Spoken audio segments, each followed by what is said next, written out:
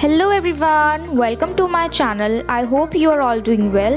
If you are new to this channel, then do subscribe it to get all the notifications of my videos. I'll try my level best to give you all the information through my videos, so please stay connected with it.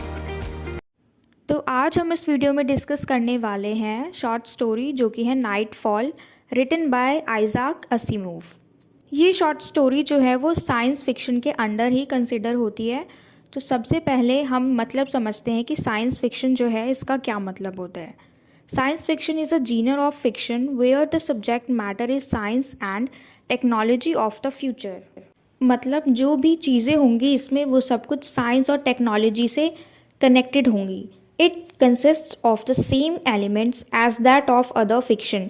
और इसमें भी, इस science fiction में भी वही सारे elements use किए जाते हैं जो कि बाकी फिक्शन में यूज़ किए जाते हैं। For example namely plot, setting, characters and their development, conflicts and conflicts resolutions.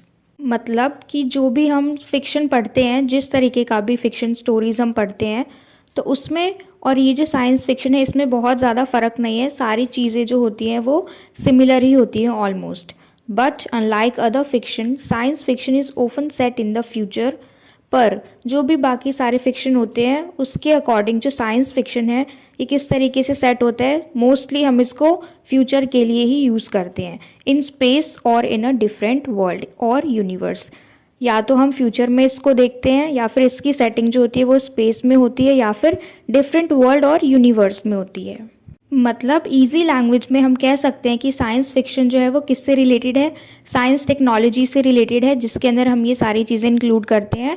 और जो भी कहानी होती हैं, जो भी हमारे एलिमेंट्स होते हैं, कॉन्टेक्स्ट होते हैं, वो सब फ्यूचर पे बेस्ड होते हैं, स्पेस से रिलेटेड होते हैं और दूसरे वर्ल्ड से रिलेटेड होते हैं।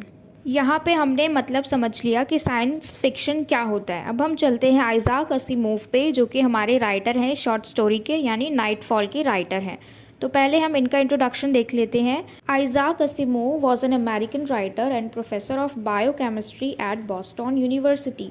तो आइजैक असिमोव जो है वो एक अमेरिकन राइटर हैं और प्रोफेसर हैं किसके, बायोकेमिस्ट्री के। कहाँ पे, बॉस्टन यूनिवर्सिटी में।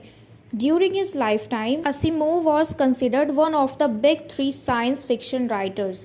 अब इनकी पूरी ज़िंदगी में वो किस तरीके से जाने जाते थे। बिग थ्री जो वर्ड है यहाँ पे इसका मतलब है मोस्ट इम्पॉर्टेंट। ये एक बहुत ही इम्पॉर्टेंट रोल प्ले करते हैं साइंस फिक्शन राइटिंग्स में, ठीक है। ये अपनी पूरी लाइफ टाइम में बहुत ज़्यादा फेमस थे, कंसिडर किए जाते थे। किस लिए कि ये बहुत अच्छा साइंस फिक्शन राइटर हैं। And a prolific writer, he wrote और एडिटेड मोर देन 500 बुक्स। और ये एक प्रोलिफिक राइटर्स भी थे, यानी प्रोडक्टिव राइटर थे और इन्होंने 500 से भी ज़्यादा बुक्स लिखी हैं। And he was born in 1920 2 of January and died in 1992 2 अप्रैल। ये 1920 में बॉर्न हुए थे और कब इनकी डेथ हो गई थी, 1992 में। तो यहाँ तक तो हमने दो चीज़ें डिस्कस करी। पहला कि साइंस फिक्शन क्या होता है, आई होप सबको क्लियर हो गया हो। और दूसरा हमने इंट्रोडक्शन टू दी ऑथर पढ़ा, यानी आइजैक असिमोव के बारे में। अब हम चलते हैं, ये जो हमारी शॉर्ट स्टोरी है इसका इंट्रोडक्शन देख लेते हैं कि ये जो बुक है वो किस तरीके से लिखी गई है। The story was first published in September 1941। तो ये जो स्टोरी है हमारी शॉर्ट स्टोरी जिसका नाम है नाइटफॉल, ये कब लिखी गई पहली बार, कब पब्लिश की गई पहली बार, 1941 में। Edition of astounding science fiction, और ये बहुत ज़्यादा चौंका देने वाला शॉर्ट स्टोरी था। And even further enlarge and carried forward by Robert Silverberg in 1990 in the form of a full length novel. तो जब ये बुक पहली बार पब्लिश की गई उसके बाद ये जो कहानी है हमारी शॉर्ट स्टोरी, इसको आगे कैरी फॉरवर्ड किया गया, किसके थ्रू रिप्रेजेंट किया गया, रॉबर्ट सिल्वरबर्ग के थ्रू 1990 में। और फिर इसको किस तरीके से लिखा गया, form of full length novel, यानी नॉर्मल स्टोरी से थोड़ी ज़्यादा लंबी जो भी कहानी होती है उसको हम बोल देते हैं फुल लेंथ नॉवल। तो अब हम शुरू करते हैं फाइनली हमारी समरी, ठीक है, detail summary. Nightfall tell the story of planet Lagash, which remains in perpetual sunlight and is about to experience its first night in 2049 years. तो ये जो कहानी हम पढ़ने वाले हैं और पढ़ रहे हैं नाइटफॉल, ये हमें एक कहानी बताता है किसके बारे में, लगाश नाम का प्लैनेट है इसके बारे में, जहाँ पे कि परपेचुअल सनलाइट होती है, यानी पूरे दिन, मतलब रात के वक्त भी सनलाइट होती है, यानी 24 आवर्स परपैचुअल का मतलब कंटिन्यूअसली सनलाइट ही होती रहती है, वहाँ पे अंधेरा नहीं होता।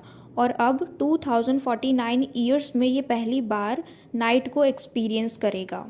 मतलब जो लगाश प्लैनेट है, अब यहाँ पे पहली बार ही रात होगी। The story begins a few hours before pitch darkness engulfs the entire planet. और ये स्टोरी कब शुरू होती है कि जैसे ही अंधेरा छाने वाला है, पिच डार्कनेस का मतलब है कम्प्लीटली तरीके से डार्कनेस आ जाना। तो ये कहानी कैसे शुरू हुई कि अब बस थोड़ी देर बाद अंधेरा छाने ही वाला है, उससे कुछ घंटे पहले ये कहानी शुरू हुई। The story intertwines scientific facts with myth and fantasy and presents the terrifying prospects of the world coming to end because of darkness। और ये जो स्टोरी है ये कनेक्टेड है किस चीज़ से? साइंटिफिक फैक्ट से, मिथ से और फैंटेसी से, जो कि हमें बताती है, जो प्रेजेंट करती है कि किस तरीके से हमारी दुनिया का अंत होगा अंधेरे की वजह से। The time frame of the story is 4 hours and has a single setting which is the observatory at Saro University। अब ये जो है, ये कहानी जो है, इसका टाइम फ्रेम क्या है? सिर्फ 4 आवर्स, यानी सिर्फ 4 घंटे ही है। और इस पूरे कहानी की सेटिंग कहाँ रखी गई है? सारो यूनिवर्सिटी में। ऑब्जर्वेटरी यानी वहाँ पे सारी चीज़ें जो भी हैं वो साइंटिफिक इक्विपमेंट्स है, सारी साइंस की चीज़ें ही रखी गई हैं, जो भी वो एक्सपेरिमेंट करते हैं। अगर आप सबको पता है तो वेल एंड गुड, नहीं पता तो यहाँ पे मतलब समझ लीजिए कि ऑब्जर्वेटरी का मतलब साइंटिफिक इक्विपमेंट्स, यानी वो जो भी चीज़ें एक्सपेरिमेंट करते हैं वो सारी चीज़ें वहाँ पर रखी हुई है। कहाँ पे? सारो यूनिवर्सिटी में। Lagash is a distant civilization which has 6 suns across its sky which constantly spreads light to the planet। अब ये जो लगाश है ये किस तरीके का, वहाँ पे सिविलाइजेशन जो है वो बहुत ज़्यादा एडवांस्ड है और वहाँ पे 6 सन्स हैं, यानी 6 सन्स हैं, और वो सारे मिलके लगाश प्लैनेट को कॉन्स्टेंटली लाइट देते रहते हैं। ठीक है, लाइट को स्प्रेड करते रहते हैं। तो जैसा कि हमने अभी पढ़ा कि वहाँ पे परपैचुअल सनलाइट होती है, और कौन सी सनलाइट? यहाँ पे ये जो 6 सन्स हैं यही कॉन्स्टेंटली वहाँ पे लाइट को प्रोवाइड करते हैं। The world as Lagash knows will come to an end in 4 hours. और यहाँ पे जो लगाश है, मतलब ये जो प्लैनेट है, वहाँ पे उन सबको पता लग गया है कि सिर्फ 4 घंटे के अंदर ही ये जो दुनिया है वो पूरी ख़त्म हो जाने वाली है। 5 suns have already set and the 6th beta is about to set in 4 hours। अब पहले से ही वहाँ पे 5 सूरज जो हैं वो सेट कर दिए गए हैं लगाश प्लैनेट पे ताकि रोशनी दे, और छठा जो है अब वो बस लगने ही वाला है, और छठे सन का नाम क्या है? Beta. This event will occur not because of any catastrophic event but because the people will go mad and self-destruct themselves। अब ये जो दुनिया ख़त्म होगी, दुनिया क्या, लगाश जो प्लैनेट है वो किस तरीके से ख़त्म होगा? वहाँ पे कोई तबाही नहीं मचेगी, कैटास्ट्रॉफिक इवेंट नहीं होगा, बल्कि किस तरीके से होगा ये ख़त्म कि पीपल विल गो मैड, कि जो लोग हैं वहाँ पे रहने वाले हैं वो पागल हो जाएंगे और खुद को डिस्ट्रॉय कर लेंगे। सेल्फ डिस्ट्रक्ट यानी खुद से ही बर्बाद कर देंगे खुद को। There is a scientific explanation and also mythological explanation from the cultist Book of Revelation offered in the narrative for this madness। तो ये जो भी तबाही होने वाली है इसके बारे में हमारे पास साइंटिफिक एक्सप्लेनेशन भी है और मिथोलॉजिकल एक्सप्लेनेशन भी है। किस तरीके से है, कहाँ से है? वो है cultist book of revelation offered in narrative for this madness.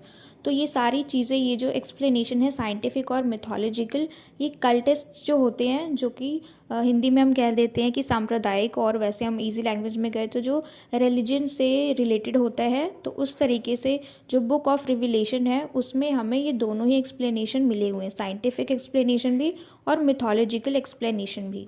तो अभी हम इस वीडियो में आगे इनको डिस्कस करेंगे, पहले साइंटिफिक एक्सप्लेनेशन, उसके बाद कल्टिस्ट एक्सप्लेनेशन।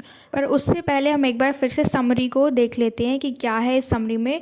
कि जो हम कहानी पढ़ने वाले हैं इसमें एक प्लैनेट है जिसका नाम है लगाश, जिसकी सेटिंग कहाँ रखी गई है? सारो यूनिवर्सिटी में ऑब्जर्वेटरी के अंदर। और ये जो प्लैनेट है हमें बता रहा है कि किस तरीके से यहाँ पे बहुत टाइम से अंधेरा छाया हुआ था, और अब 2049 ईयर्स के अंदर ये पहली बार अंधेरे को एक्सपीरियंस करेगा। और यहाँ पे कॉन्स्टेंटली ही सनलाइट लगी रहती है क्योंकि वहाँ पे 6 सन है। अब 6 सन इसलिए क्योंकि ये एडवांस्ड सिविलाइजेशन है यहाँ पे लगास प्लैनेट पे, तो इसलिए वहाँ पे 6 सन है, जो जिसमें से 5 को सेट कर दिया गया है, और जो छठा सन है उसका नाम है बेटा, जो कि अब सेट होने वाला है। और ये सब कुछ सिर्फ 4 घंटे के अंदर ही होगा। और जो सबसे मेन चीज़ हमें समझना है कि ये जो तबाही होगी वो किस तरीके से होगी, वो अंधेरे की वजह से नहीं होगी, बल्कि जो भी होगा वो पीपल ही करेंगे। पीपल जो हैं, वहाँ के लोग जो हैं वो पागल हो जाएंगे, दे विल गो मैड, और ख़ुद से ही सेल्फ डिस्ट्रक्ट कर लेंगे। यानी जो भी होगा वो अंधेरे की वजह से नहीं होगा, बल्कि वहाँ के लोगों की वजह से होगा। तो अब हम इस समरी को साइंटिफिक एक्सप्लेनेशन में देखेंगे कि साइंटिफिक के अकॉर्डिंग ये क्या है। उससे पहले हम देख लेते हैं, इसमें कुछ मेन कैरेक्टर्स हैं जो कि आएंगे अभी जब हम पढ़ेंगे तो आपको पता होने चाहिए। पहला है एटन, जो कि एक साइंटिस्ट है, और दूसरा है देरमॉन, ये है हमारा न्यूज़पेपर मैन, जो कि इंटरव्यू लेने आता है एटन का। और फिर वहाँ पे इनकी बातचीत होती है जब वो थोड़े से मायूस खड़े होते हैं और सोचते हैं लगाश प्लैनेट के बारे में। और ये सब कहाँ हो रहा है? ऑब्जर्वेटरी में, सारो यूनिवर्सिटी के अंदर एक रूम है और उस वहाँ पे रेड कलर की लाइट जल रही है, और वहाँ पे एटन खड़े हैं बिल्कुल डिस्ट्रेस्ड होकर, चिंतित होकर, और फिर उनके पास देरमॉन आते हैं उनसे इंटरव्यू करने। उसके बाद आते हैं हम बीने पे, जो कि कुलीग है किसका? एटन का। ये दोनों साथ में काम करते हैं। उसके बाद शिरीन, यीमोट और फारो, ये दोनों भी उनके साथ ही काम करते हैं और साइंटिस्ट हैं। यहाँ पे सिंपली हमें शॉर्ट स्टोरी में यही देखने वाले हैं कि किस तरीके से लोगों के अलग अलग विचार होते हैं। कुछ जो है वो साइंटिफिक रीज़न को रखते हैं कि हाँ इसके अकॉर्डिंग ये बात सही है, और कुछ लोग जो हैं वो रिलीजियस के थ्रू चलते हैं कि नहीं ऐसा होगा ऐसा होगा। तो मतलब दोनों के अपने अपने बिलीव्स हैं। एक साइंटिफिक रीज़न को रखता है बातों को प्रूव करने के लिए, और दूसरा रिलीजियस को। अब हम शुरू करते हैं हमारा साइंटिफिक एक्सप्लेनेशन इस समरी का। Aten and the group of scientists in the observatory have, after painstaking research, found that 9 previous civilizations of Lagash were destroyed by fire at the height of their culture, and no one could tell why. यहाँ पे जो Eton है हमारे scientist और उनके साथ जो भी ग्रुप है साइंटिस्ट के, सब ने उन्होंने पेनस्टेकिंग रिसर्च की, यानी बहुत मेहनत करी अपनी ऑब्जर्वेटरी में। और क्या उनका रिजल्ट निकला? उनको पता चला कि पहले की जो 9 प्रीवियस सिविलाइजेशन थी लगाश की, वो सारी डिस्ट्रॉय हो गई फायर की वजह से। ठीक है, और हमें ये भी नहीं पता रीज़न कि किस लिए, किसी को ये बात पता भी नहीं है, कोई हमें नहीं बता सकता कि ऐसा क्यों हुआ। This destruction begins with an eclipse, the eclipse that results with the moon 7 times the apparent diameter of Beta converges all of Lagash and lasts well over half a day, so that no spot on the planet escapes the effects.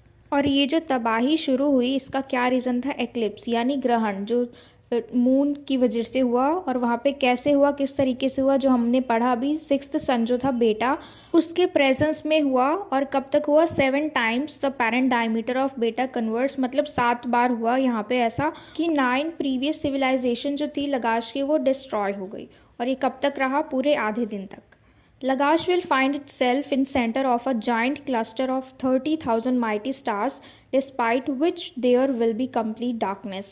अब देखो जो लगाश है ये होने के बाद, ग्रहण होने के बाद, इसने क्या किया? अपने आप को सेंटर में पाया। कहाँ पे? जाइंट क्लस्टर, यानी बहुत बड़ा सा गुच्छा था स्टार्स का, जिसमें 30,000 स्टार्स थे। और वहाँ पे कैसा था? पूरा स्टार्स होने के बाद भी वहाँ बहुत ज़्यादा अंधेरा छाया हुआ था। कितने स्टार्स? 30,000 स्टार्स होने के बाद भी। The human brain when faced with something unconceivable will go mad. अब देखो ह्यूमन का ब्रेन कैसा होता है कि जब हम किसी चीज़ को इमेजिन नहीं कर पाते हैं कि क्या चीज़ होने वाली है बाद में, तो हम क्या हो जाते हैं? बिल्कुल पागल से हो जाते हैं, मतलब कुछ चीज़ हमें समझ ही नहीं आती है। And cities will burn because people will light fire to dispel the darkness. यहाँ पे क्या बताया गया है कि हमारा जो ब्रेन है, ह्यूमन ब्रेन है, अगर हम कोई चीज़ नहीं समझ पाते हैं तो हम बिल्कुल पागल से हो जाते हैं। और उसके बाद क्या होगा कि सिटीज़ जो हैं वो जल जाएंगी। किस लिए, किस कारण से? बिकॉज पीपल लाइट, क्योंकि हम जो लोग हैं डार्कनेस को दूर करने के लिए हम आग जलाएंगे, और वो जो आग जलाएंगे उससे हमारा शहर भी जल सकता है। शिरीन, जो कि क्या है? कुलीग है एटन का और साइकोलॉजिस्ट भी है, raises fundamental questions and issues related to conception of truth and the brain's capacity to understand it. अब ये क्वेश्चन उठाते हैं कि किस तरीके से, क्योंकि ये देखो एक साइकोलॉजिस्ट हैं और ये जो बुक पढ़ते हैं, the book of revelation of Bible, उसके अंदर ये चीज़ साफ लिखी हुई है कि ये जो वर्ल्ड है इसका एंड किस तरीके से होगा? सिर्फ अंधेरे की वजह से ही होगा। तो इसलिए अब ये फंडामेंटल क्वेश्चंस उठा रहे हैं कि ये बात सच है या नहीं है। हम जो इंसान है, हम जो ह्यूमन है, इस बात को समझते हैं या नहीं समझते हैं, और हमारी जो कैपेसिटी है ये चीज़ सोचने की कि आगे क्या होगा वो किस तरह की है। तो यहाँ पर शिरीन जो है वो क्वेश्चंस कर रहे हैं। When Shireen says a fraction of the reality upsets you, and when the real thing comes, your brain is going to be presented with the phenomenon outside its limit of comprehension. तो शेरीन जो है वो कहते हैं कि एक अंश है सच्चाई का जो कि हमें अपसेट कर देगी, जो कि हमें दुखी कर देगी, और जब वो सच हमारे सामने आएगा तो हमारा ब्रेन जो है वो बिल्कुल भी काम नहीं करेगा, हम बिल्कुल भी नहीं सोच पाएंगे कि आगे जो होने वाला है वो किस तरह का होगा। जो हमारा जो कैपेसिटी है चीज़ों को समझने की वो काम करना बंद कर देगी। अब शिरीन फिर से बोलते हैं, you will go mad completely and permanently, there is no question of it.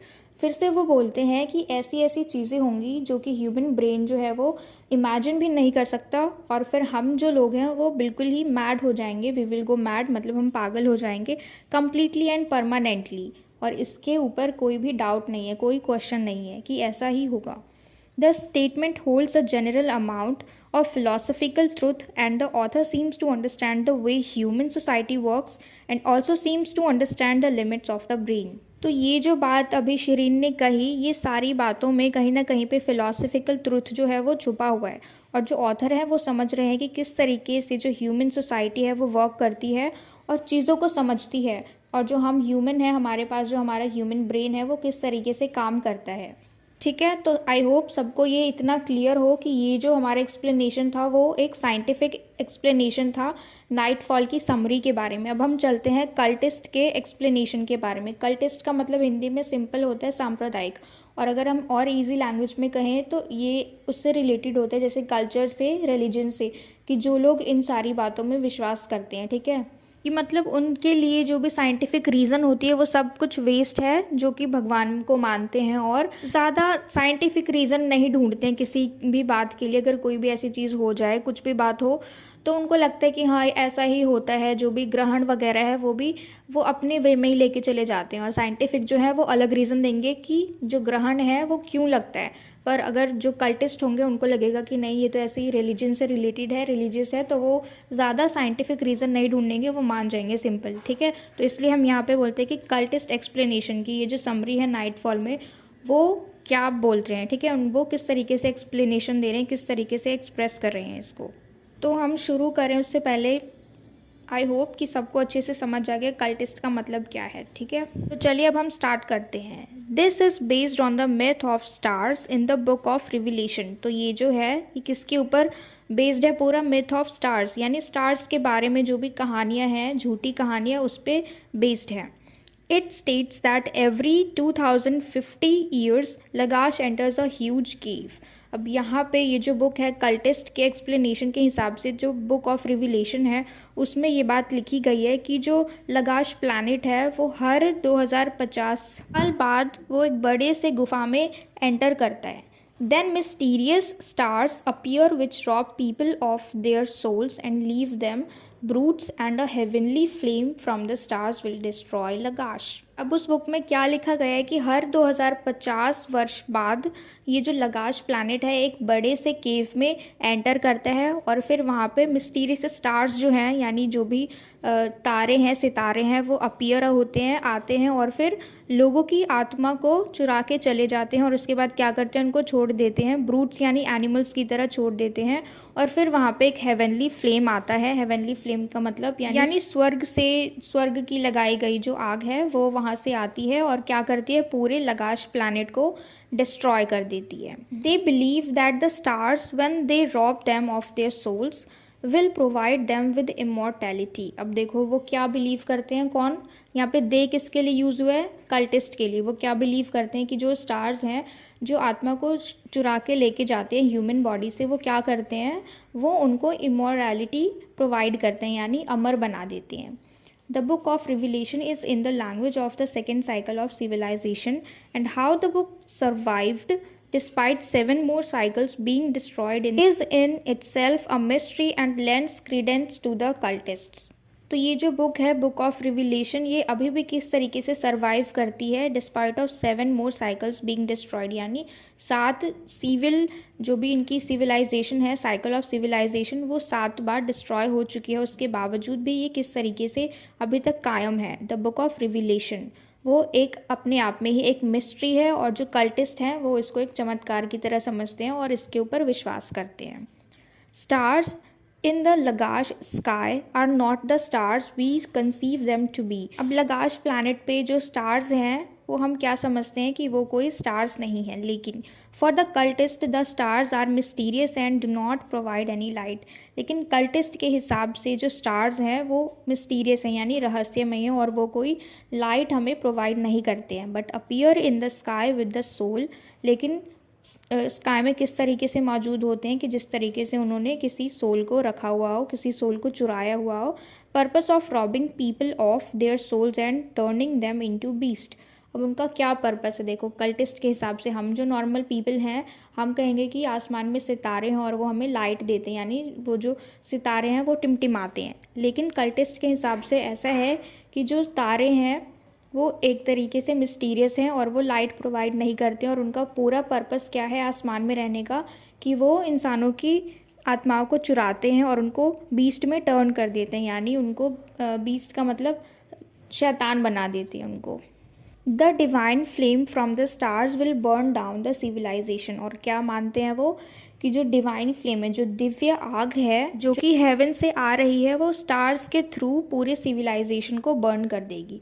अब सिविलाइजेशन क्या है यहाँ पे, लगाश planet. The scientists have no explanation for the stars and are inclined to accept their mystery। अब जो साइंटिस्ट हैं उनके पास कोई एक्सप्लेनेशन नहीं है स्टार्स के बारे में और उनको इच्छा है इस मिस्ट्री को सॉल्व करने की, इस मिस्ट्री को जानने की। Imagine darkness everywhere, no light as far as you can see. अब यहाँ पे कह रहे हैं कि इमेजिन करो पूरे में डार्कनेस है, हर जगह डार्कनेस है, कहीं पे लाइट नहीं है, जहाँ तक आपकी नज़र जा रही है वहाँ पे सब में अंधेरा छाया हुआ है। The houses, the trees, the fields, the earth, the sky black, यानी हर चीज़ ब्लैक है। And stars thrown in for all I know whatever they are can you conceive it. अब वो बोल रहे हैं कि ये सारी चीज़ें सब कुछ ब्लैक है और हमें नहीं पता कि वो क्या है, ठीक है, वॉट एवर दे आर, हम क्या समझे उस चीज़ को, और आप क्या समझोगे इस चीज़ को अगर हर जगह अंधेरा ही हो जाएगा, सब कुछ काला काला। Sheerin's words indicate a fear of the unknown, unknown because they do not know what these stars are. अब जो शीरीन है, जो कह रहे हैं शीरीन, उनके शब्दों से एक डर नज़र आ रहा है, अनजान डर, जिसके बारे में हमें नहीं पता कि कुछ डर है लेकिन किस लिए डर रहे हैं और ये ऐसा क्यों हो रहा है, क्योंकि उन्हें नहीं पता कि ये जो स्टार्स हैं वो हैं क्या, सचमुच में क्या चीज़ है वो। The two younger scientists Yimot and Faro. अब यहाँ पे हमने पहले देख लिया था कि यहाँ पे यूमोट और फारो जो हैं ये दोनों एटन के कुलीग्स हैं और यंगर साइंटिस्ट हैं। Conduct an experiment to simulate the darkness and its appearance before it could happen in reality.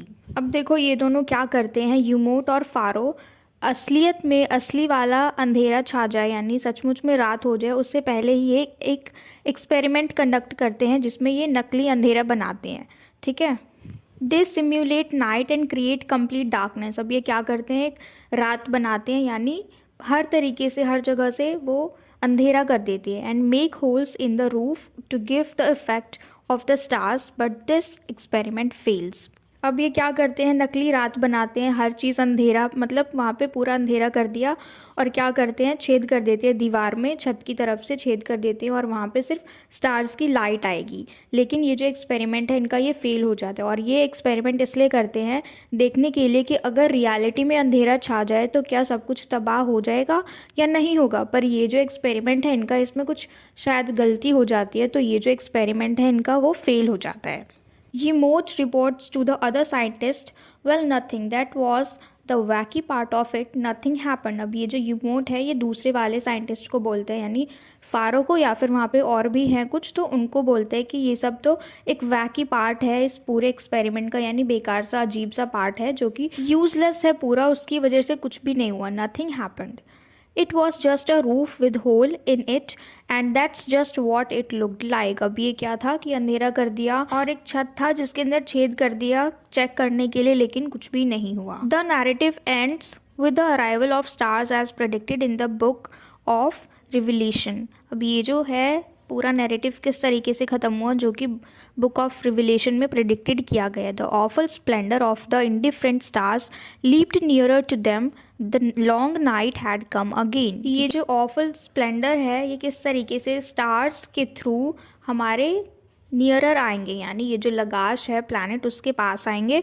और the long night had come again, और ये जो रात होगी, जो पूरा फ्रेम कहानी का किया गया है सिर्फ 4 घंटे, उसमें ये जो लॉन्ग नाइट है वो फिर से आएगी। तो ये तो था हमारा कल्टिस्ट का एक्सप्लेनेशन, ठीक है, समरी के लिए। तो हमने पूरी समरी देख ली, और जो 2 एक्सप्लेनेशन थे, साइंटिफिक एक्सप्लेनेशन और कल्टिस्ट एक्सप्लेनेशन, दोनों देख लिए। अब हम चलते हैं इसकी एनालिसिस पे, जो कि रिलीजन और साइंस दोनों मिक्स है, ठीक है। मतलब रिलीजन और साइंस के वे में किस तरीके से ये पूरी शॉर्ट स्टोरी को फ्रेम किया गया है, उसकी एनालिसिस हम देखेंगे। किसके अकॉर्डिंग? रिलीजन और साइंस के according. Nightfall is a complex, thought-provoking story where elements of SF, spiritual myth, mystery and fantasy are all interwoven. तो नाइटफॉल जो है ये एक कॉम्प्लेक्स थॉट है, मतलब एक मुश्किल सा विचार है जो कि क्या करता है, प्रोवोक करता है स्टोरी वेयर एलिमेंट्स ऑफ, जहाँ पे ये जो स्टोरी है वो किस तरीके से फ्रेम की गई है, इसके अंदर थोड़ी मिस्ट्री भी है, फैंटेसी भी है, कुछ मिथ्स भी हैं, ये सारे कनेक्टेड हैं इसमें, ठीक है। Aten accepts the truth of the prediction in the book of Revelation, and his entire mission is to find scientific explanation for the end of the world prediction. अब जो एटन है उन्होंने इस बात को मान लिया है, ये जो पूरी प्रेडिक्शन की गई है कि ये जो दुनिया है वो अंधेरे की वजह से एक दिन ख़त्म हो जाएगी, तो अब एटन का पूरा मिशन ये है कि वो साइंटिफिक रीज़न ढूंढे इस बात को प्रूव करने के लिए कि ये जो दुनिया है वो अंधेरे की वजह से ही ख़त्म हो जाएगी। To this end, he is able to offer the theory of universal gravitation and eclipse caused by the moon, replacing the dark cave explanation in the book of Revelation. तो यहाँ पे जो एटन है वो क्या करना चाह रहे हैं, यहाँ पे हमने पढ़ा था अभी कि हर 2050 साल बाद ये जो लगाश प्लैनेट है ये एक बड़े से ब्लैक कलर के केव में चला जाता है। तो यहाँ पे ये इस बात को, जो बड़ा वाला डार्क केव है, यहाँ पे रिप्लेस कर रहे हैं किससे? Universal gravitation. मतलब कि ये जो ग्रहण है वो किसकी वजह से हुआ? यूनिवर्सल ग्रेविटेशन की वजह से। और ऐसा कुछ भी नहीं है कि वो हर 2050 साल बाद डार्क केव में जाता है। The eclipse however is only for half a day, और जो ग्रहण था वो कितने वक्त के लिए था? सिर्फ आधे दिन के लिए। Lagash would be enveloped in complete darkness only for that duration, और सिर्फ उतने ही देर के लिए जो लगाश प्लैनेट है वो पूरा कंप्लीटली तरीके से डार्क हो गया, यानी वहाँ अंधेरा छा गया। It is somehow inconceivable for the reader how darkness for such a short period of time would make people mad enough to self-destruct the entire planet. तो यहाँ पे रीडर के लिए एक बात समझना थोड़ा मुश्किल है कि सिर्फ थोड़े से वक्त के लिए जब अंधेरा छा जाएगा पूरे प्लैनेट पे, तो उतने में ही लोग किस तरीके से पागल हो जाएंगे और किस तरीके से खुद को वो डिस्ट्रक्ट कर लेंगे। Even if one allows for the fact that darkness as a concept and as an experience is unknown to the people of लगाश, भले ही जो लोग हैं प्लैनेट पे रह रहे हैं, लगाश प्लैनेट पे, क्योंकि वहाँ पे परपैचुअली सन जो है वो लाइट प्रोवाइड करती है, तो हमने शुरू में ही पढ़ा था। तो भले ही वहाँ के लोग पहली बार एक्सपीरियंस करेंगे, पर ऐसा तो नहीं है ना कि अगर उन्होंने पहली बार देख लिया अंधेरे को, वहाँ पहली बार रात हो गई, तो वो पागल हो जाएंगे। तो ये बात थोड़ी सी रीडर्स के लिए अजीब है। The ending of the narrative is inconclusive and is deliberately so. We simply do not know how events unfold once darkness takes over. तो ये जो नैरेटिव की एंड है वो बहुत ज़्यादा दुविधा में डाल देने वाला है, क्योंकि कुछ भी क्लियर नहीं हुआ है, ठीक है, कि क्या बात सच है, लेकिन हमें नहीं पता कि हम किस तरीके से इसको फेस करेंगे कि जब डार्कनेस हमारे सामने आ जाएगी। किनके सामने? जो पीपल हैं लगाश प्लैनेट पे रहते हैं उनके लिए। तो ये हमारा एनालिसिस था रिलीजन और साइंस के वे में, ठीक है, उसके रिगार्डिंग। अब हम चलते हैं नाइटफॉल एंड द बाइबल के अकॉर्डिंग, जो एनालिसिस है वो किस तरीके से फ्रेम की गई है इस समरी की, शॉर्ट स्टोरी की समरी, जो कि नाइटफॉल एंड बाइबल के रिगार्डिंग लिखी गई है। अब यहाँ पे बिल्कुल भी कंफ्यूज नहीं होना है, क्योंकि देखो यहाँ पे हमने अभी एक्सप्लेनेशन भी देखा, तो वो भी 2 तरीके के थे। पहला था हमारा साइंटिफिक एक्सप्लेनेशन और दूसरा था कल्टिस्ट एक्सप्लेनेशन। अब हम एनालिसिस कर रहे हैं तो ये भी 2 तरीके के हैं। पहला जो कि रिगार्डिंग है रिलीजन और साइंस के, जो कि हम अभी डिस्कस कर चुके हैं, और अब जो हम एनालिसिस डिस्कस करेंगे वो है नाइटफॉल और बाइबल के अकॉर्डिंग, उसके रिगार्डिंग कि ये जो शॉर्ट स्टोरी है उसमें इसका एनालिसिस किस तरीके से है, बाइबल के अकॉर्डिंग इस पूरी शॉर्ट स्टोरी का जो एनालिसिस है वो किस तरीके से है, ठीक है। तो चलिए अब हम स्टार्ट करते हैं।